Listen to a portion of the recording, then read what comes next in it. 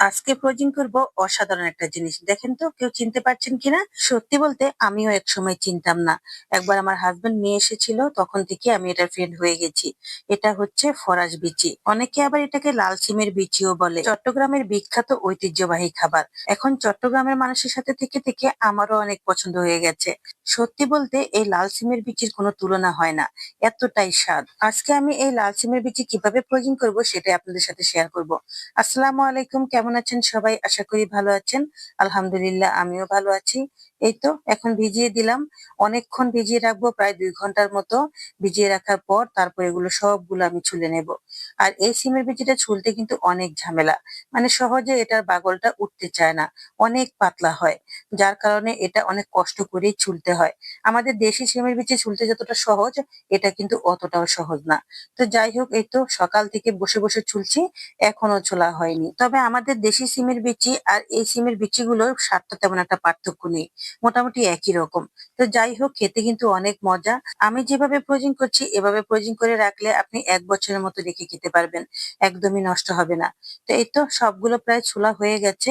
আর অল্প কয়টা আছে। আর দেখেন কত তাড়াতাড়ি করে ছুলছি। এই লাল সিমের বিচিটা বড় বড় সুপার শপে কিন্তু ছোলাও বিক্রি হয়। তবে সেটা অনেক দাম হয়। আর আনসিজনে এটা বেশিরভাগ ফ্রোজেনই বিক্রি হয়। আর এই ফ্রোজিং আনসিজনে না কিনে এখনই সস্তা দাম আছে, এখনই কিনে ফ্রোজিং করে রেখে দিতে পারেন। এতে করে আপনার আর আনসিজনে দাম বেশি দিয়ে কিনতে হবে না। এই তো আমি অনেকগুলো ফ্রোজিং করে রাখছি, প্রায় ২ কেজির মতো। আর এটা দিয়ে আমি কমপক্ষে ৫-৬ বার তরকারি রান্না করতে পারবো। খেতে কিন্তু অনেক ভালো হয়। অল্প কয়টা দিয়ে অনেকটা তরকারি হয়ে যায়। আর চট্টগ্রামবাসী বিশেষ করে এটা শুটকি দিয়ে রান্না করে।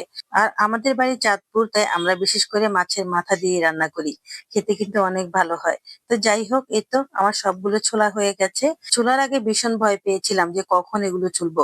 আর ছোলা হয়ে গেছে, এখন অনেক ভালো লাগছে। তো যাই হোক, এই তো এখানে গরম পানি করে নিয়েছি, পানিটা বলক এনে নিয়েছি। আর তারপর একটু হলুদ দিয়ে দিলাম। আর এখন আমি সবগুলো বিচি এই হলুদের পানিতে দিয়ে দিব। সত্যি বলতে এই প্রসেসিংটা আসলে খুবই ভালো। আপনি এভাবে যদি রেখে দেন, বিচিগুলো কালো হবে না। একদমই সুন্দর থাকবে। আর খেতেও ভালো লাগবে। এখন আমি ভালো করে এগুলোকে মিশিয়ে দেব, উলটপালট করে দেব। আর এভাবে প্রায় ১ মিনিটের মতো রাখবো। এই তো ১ মিনিট প্রায় হয়ে গেছে। এই তো একটু ফেনা ফেনা ভাব চলে এসেছে। আর এখনই আমি এগুলোকে তুলে ফেলবো। যেকোনো জিনিসে ফ্রোজিং করলে একদমই পুরোপুরি সিদ্ধ করে রাখা যায় না। হাফ বয়েল করে রাখতে হয়, তাহলেই সেটা স্বাদ থাকে, ভালো থাকে। তো যাই হোক, এই তো ফেনা ফেনা ভাব হয়ে গেছে, এখন তুলে ফেলছি। সত্যি কথা বলতে আমার কাছে এই বিচিটা এত ভালো লাগে যে আমি একদম বেশি করেই নিয়ে এসেছি।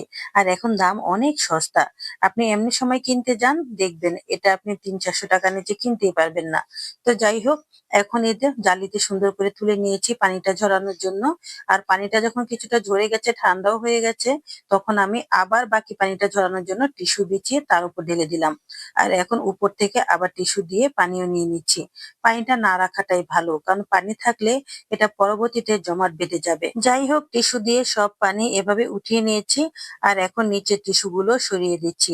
আর নিচের টিস্যু গুলো সব পানি টেনে নিয়েছে। তারপর এই তো আমি জিপলক ব্যাগ নিয়ে নিয়েছি। আর এগুলোর ভিতরেই এখন রেখে দেব। সত্যি বলতে এই বিচিটা কখনোই বাটিতে রাখতে যাবেন না। বাটিতে রাখলে হয় কি, এটা দলা পাকিয়ে যায়। পরবর্তীতে আপনি যতটুকু নিয়ে রান্না করবেন অতটুকু ছুটানোর জন্য বাটি থেকে পুরোটাই নামাতে হবে। এতে করে বিচির নষ্ট হয়ে যাবে, বিচির মান ভালো থাকবে না। আর এখন আপনি যদি এভাবে ব্যাগের ভিতরে রেখে দেন অথবা কোনো পলিথিনে রেখে দেন, তাহলে দেখবেন একটু চ্যাপ্টা করে রাখবেন।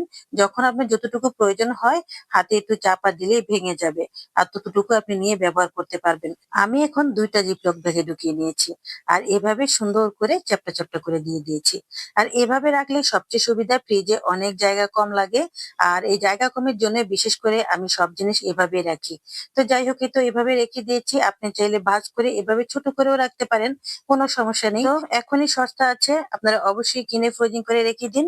তাহলে সারা বছর খেতে পারবেন। আজকের মতো এখানেই বিদায় নিচ্ছি। ভালো থাকবেন। আল্লাহ হাফেজ।